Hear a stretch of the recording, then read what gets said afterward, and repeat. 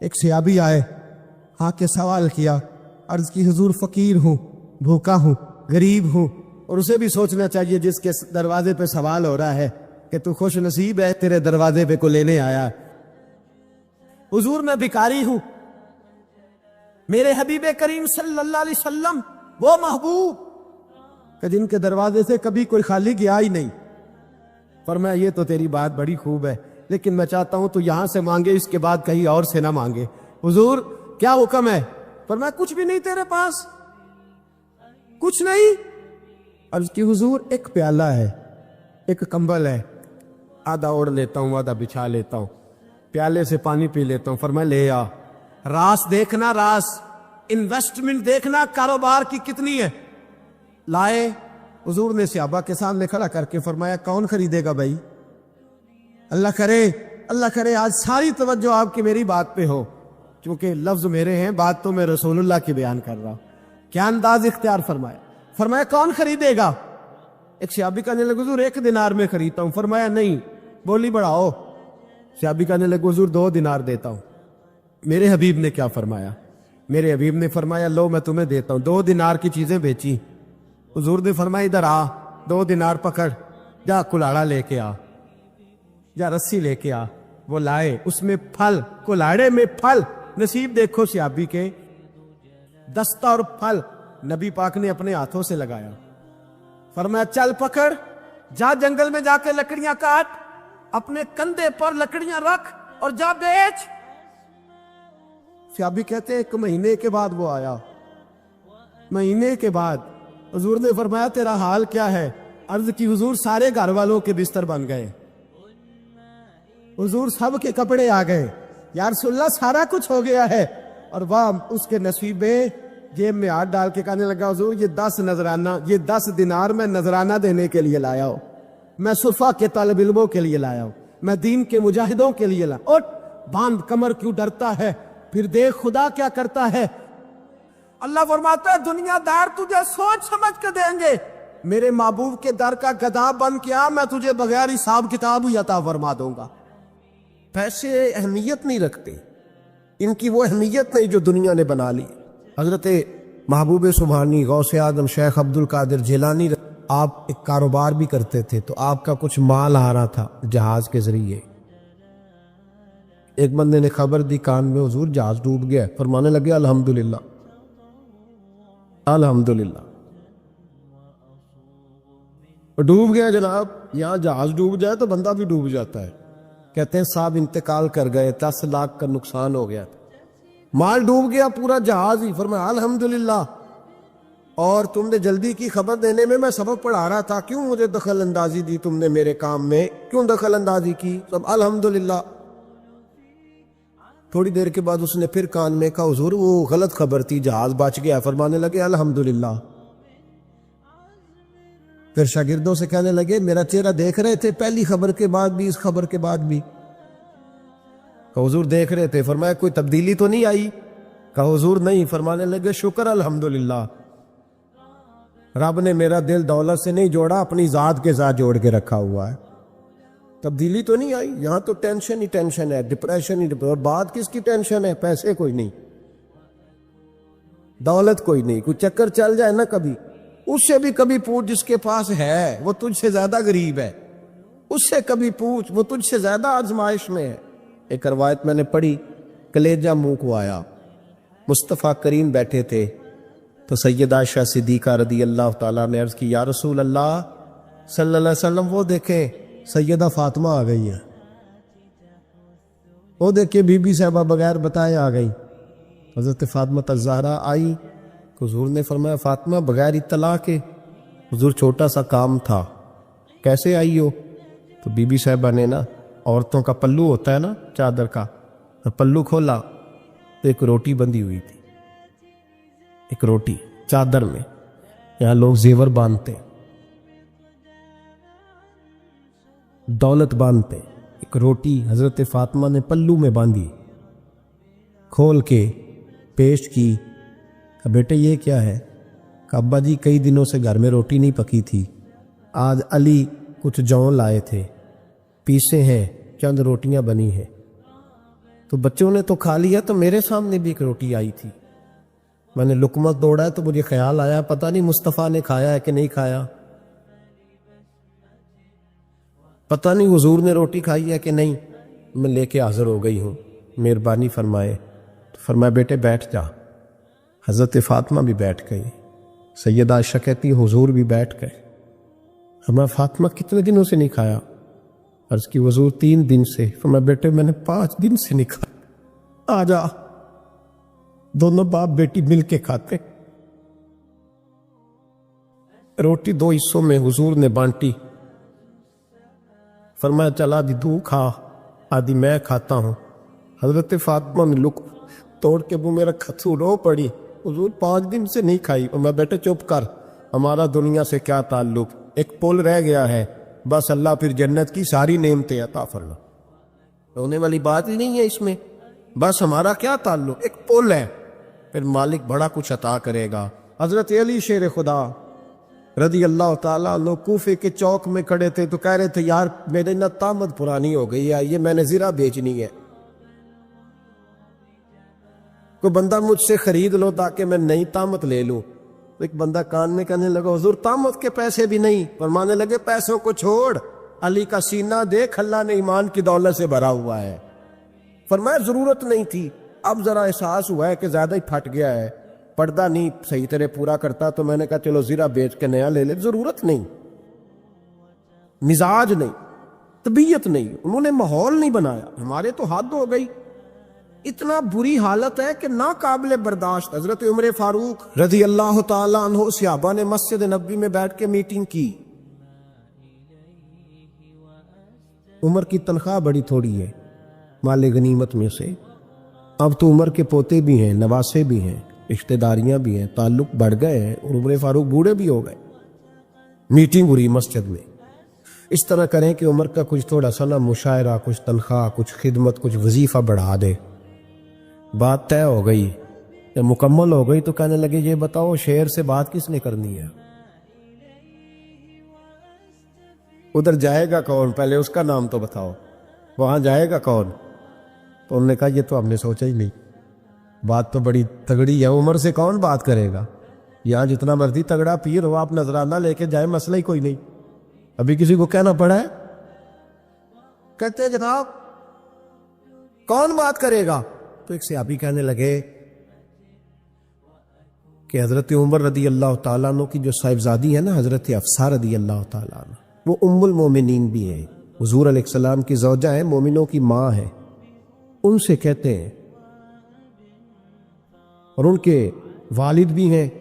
تو حضرت حفصہ سے کہا تو جناب حفصہ چل کے گئیں حضرت عمر کے پاس، جا کے کہا ابا جی ایک بات کرنی تھی۔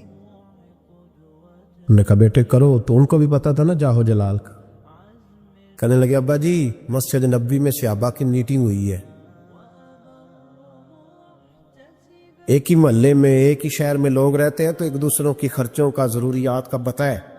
کہتی ہے میں نے پس منظر سارا کر کے بات کی، میں نے کہا سب کو پتہ ہے کہ آپ کے خرچے بڑے بڑھ گئے ہیں، تو مجھے نا انہوں نے حضور کی زوجہ سمجھ کے، قابل احترام سمجھ کے میری ذمہ لگایا ہے کہ تھوڑے سے پیسے آپ کے بڑھانے ہیں۔ تو حضرت عمر فاروق رضی اللہ تعالیٰ عنہ کی صاحبزادی کہتے ہیں عمر کو اتنا جلال آیا کہ اٹھ کے کھڑے ہو گئے،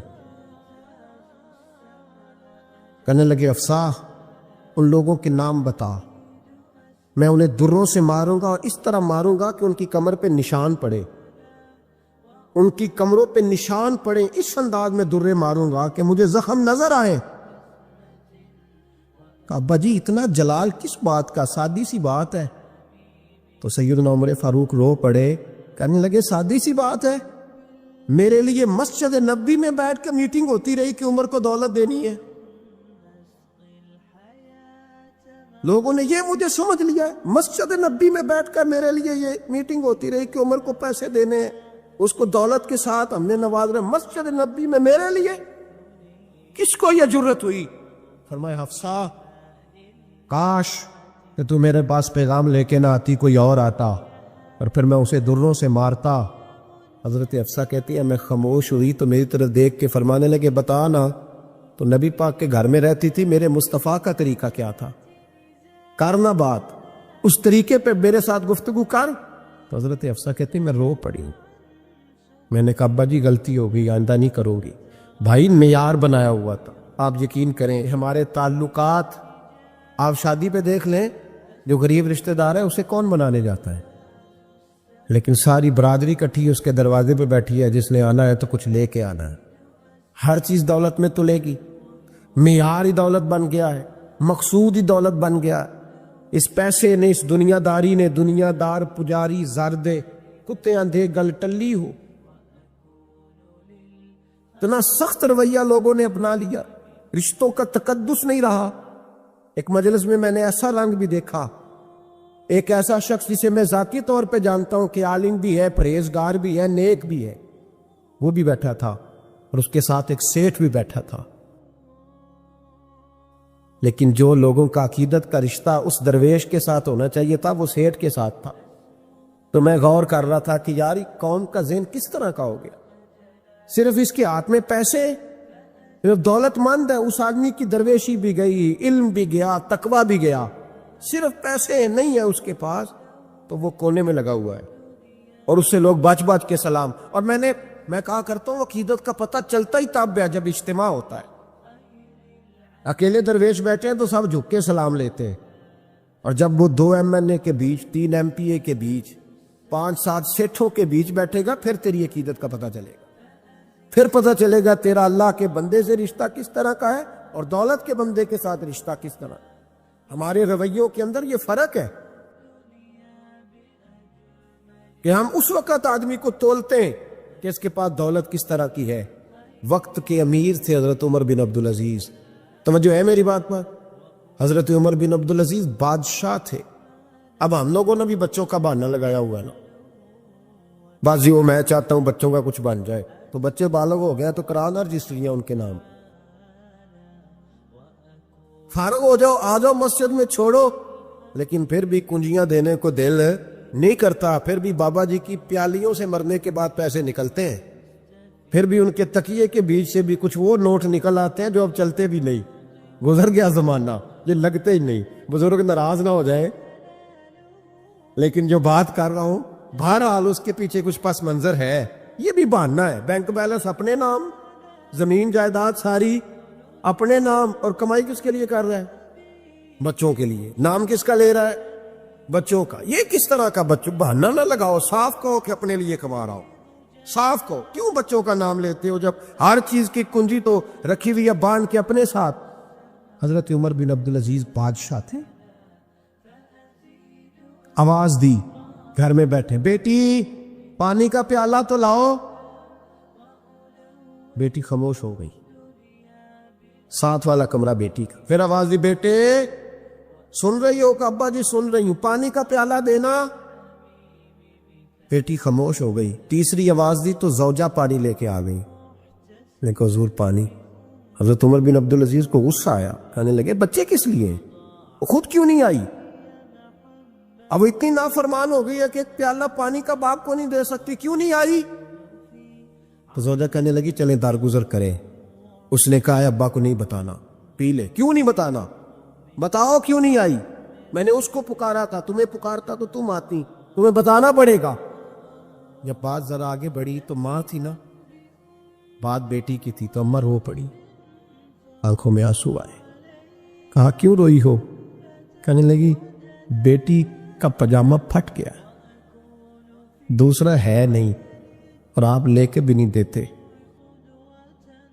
کمرے میں بیٹھ کے تو پاجامہ سی رہی ہے، کہہ رہی تھی ابا کو بتانا نا، انہیں تکلیف ہوگی. تو وہ اس کے پاس دوسرا ہوتا تو آ جاتی، ایک ہی تھا تو اس لیے نہیں آئی. حضرت عمر بن عبدالعزیز اٹھے، سر سجدے میں رکھا، کہنے لگے یا اللہ تیرا شکر ہے تو نے میرے بچوں کو بقدر ضرورت روزی عطا فرمائی ہے. یا اللہ تیرا شکر ہے. او بھائی، جو کائنات کے مالک و مختار تھے، جو ابرو کا اشارہ کرے تو حضرت جبریل جنت کی نعمتیں لے کے آ جائے، انہوں نے تو دنیا کی جانب توجہ ہی نہیں کی. ان کا تو خیال ہی نہیں آیا. دنیا ہی دنیا، دولت ہی دولت. ہر آدمی دولت کے ترازو میں تلنے لگا. اب تو کلیجہ پھٹتا ہے. اب تو لوگ پوچھتے ہیں، اور میں کبھی کبھی بڑا مجبور ہوتا ہوں، آزمائش میں آ جاتا ہوں. لوگ کہتے ہیں جناب آپ سے کچھ قرآن کی آیات سننی ہے، آپ کتنے پیسے لیں گے؟ کچھ حدیثیں سننی ہے، کیا اس کا معاوضہ ہوگا؟ آپ سے اس نبی کا نام سننا ہے جس کا آپ کھاتے ہیں، اس کے نام پر آپ نے عزتیں لی ہیں، ان کا نام سننا ہے، آپ کا ریٹ کتنا، آپ کتنے میں بیچیں گے؟ وہ نعت جو غذا ہے وہ کتنے میں بکے گی؟ جب دنیا داری کا یہ اشر ہو جائے کہ وہ رسول اگر ان کا نام نہ رہے تو ہماری سانسیں ہی نہ چلے، ان کا نام بھی جب اس طرح کمرشل کر کے لیا جائے اور اس طرح وہ چیزیں بھی ریٹ میں آ جائیں تو بھائی اس سے بڑی اور دنیا داری کیا ہوگی؟ میرے رسول کریم سید عالم نور مجسم صلی اللہ علیہ وسلم نے اس دنیا کو محبوب نہیں رکھا، قاری نہیں بنایا، ماحول ہی نہیں بنایا۔ حضرت عیسیٰ علیہ السلام کی 450 سال عمر، کتنی؟ 4.5 نہیں، میں نے کہا 450 سال حضرت عیسیٰ نے شادی نہیں کی، گھر ہی نہیں بنایا، ایک پیالہ ہوتا تھا پانی پینے کا، ایک تکیہ ہوتا تھا۔ ایک دن ایک بندے کو دیکھا کہ وہ بازو کا تکیہ بنا کے سو رہا ہے تو حضرت عیسیٰ نے وہ تکیہ بھی خیرات کر دیا، کہنے لگے اس کے بغیر بھی کام چل جائے۔ ایک پیالہ تھا پانی پینے کا، ایک دن دیکھا ایک آدمی چلو میں پانی پی رہا ہے تو وہ پیالہ بھی اللہ کے راستے میں دے دیا، کہنے لگے اس کے بغیر بھی کام چلتا ہے۔ کسی نے کہا نکاح کیوں نہیں کرتے، گھر کیوں نہیں بساتے؟ تو فرمانے لگے 450 سال تو عمر ہے، اللہ کو راضی کروں کہ گھر بساؤں، سجدے کروں یا میں دنیا داری کروں؟ بھائی اسلام نے آپ کے لیے سہولت کر دی، میرے لیے آسانی کر دی کہ تیرا بچے پالنا بھی عبادت ہے، تیرا گھر بار چلانا بھی دینداری ہے، لیکن مقصود نہ اس کو بنا۔ تیرے عمل کا دار و مدار تیری نیت پر ہے، تیرے ارادے پر ہے، بنیاد تمہاری نیت ہے۔ نیتیں اچھی کریں، بڑی سادی مثال، بڑی صاف ستھری، مولا کائنات شیر خدا حضرت علی المرتضیٰ کرم اللہ تعالی وجہ الکریم نہ آپ ایک جگہ جنگ لڑنے کے لیے گئے، جہاد ہو رہا ہے۔ عرب کے جو لوگ ہوتے تھے وہ دشمن کو سزا بڑی سخت دیتے تھے، بعض لوگ مطالبہ بھی کرتے ہیں نا سخت سزا کا۔ ہمارا سرائکی کا ایک شاعر ہے، وہ کہا کرتا ہے جے تانگی ساڑی زندگی تو تے دے سخت سزا تیری جان چھوٹے، ساکو مار نہ شاکر کستاں وچ یک لخت مکھا تیری جان چھوٹے۔ عرب کے لوگ نا سخت سزا دیتے تھے، سخت، وہ اذیت دیتے، کبھی انگلی کاٹ دیتے، کبھی ہاتھ کاٹ دیتے۔ مختار سقفی نے جب امام علی مقام رضی اللہ تعالیٰ عنہ کے قاتلوں کو قتل کیا تو زیادہ تر کی گردنیں نہیں کاٹی تھی، بلکہ اس نے ہاتھ پیر کاٹ کے لوگوں کو جنگلوں میں پھینک دیا تھا، تڑپ تڑپ کے لوگ مر گئے۔ اسلام اس اذیت کا قائل ہے۔ اہل عرب اذیت دیتے تھے، بلکہ دشمن جب نڈھال ہو کے گر جاتا تھا نا تو اس پر گھوڑے دوڑا دیتے تھے، گھوڑے دوڑ جاتے تھے اس پر، لاشیں مسک کر دیتے، ناک کان آنکھیں نکال ڈالتے تھے، ٹکڑے کرتے تھے وجود کے، اذیت دیتے تھے۔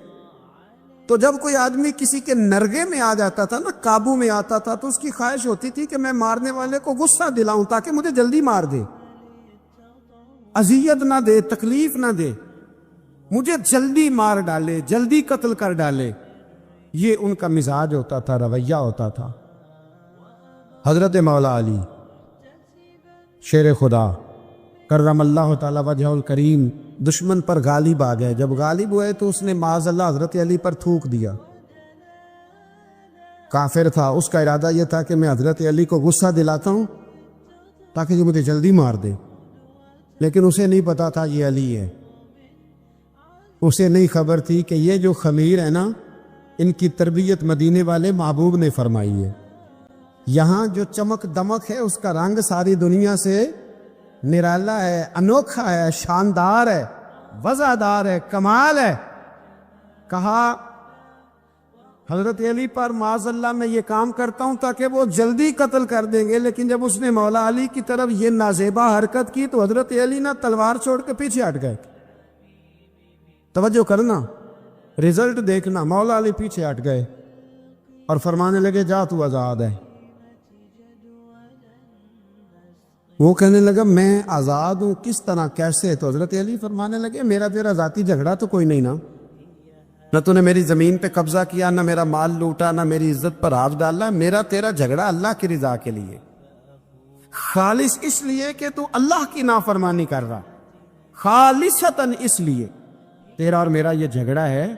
باقی جہاں تک تعلق اس بات کا ہے کہ اب تو نے میری ذات شامل کر دی، اب تو نے مجھے تکلیف دے دی، اب تو نے مجھے اذیت میں مبتلا کر دیا، تو حضرت مولا علی شیر خدا فرمانے لگے اب ذات آ گئی ہے میری بیچ میں، اب میری ذات بیچ میں آ گئی ہے. اب اگر میں تجھے قتل کروں گا تو لگے گا میں نے اپنے ذاتی غصے میں قتل کیا، لہذا اب معاملہ یہ ہے کہ میں تجھے آزاد کرتا ہوں، اب تو چھٹی کر سکتا ہے، جا سکتا ہے، دوبارہ کبھی میرے ہاتھ آئے گی تو دیکھی جائے گی.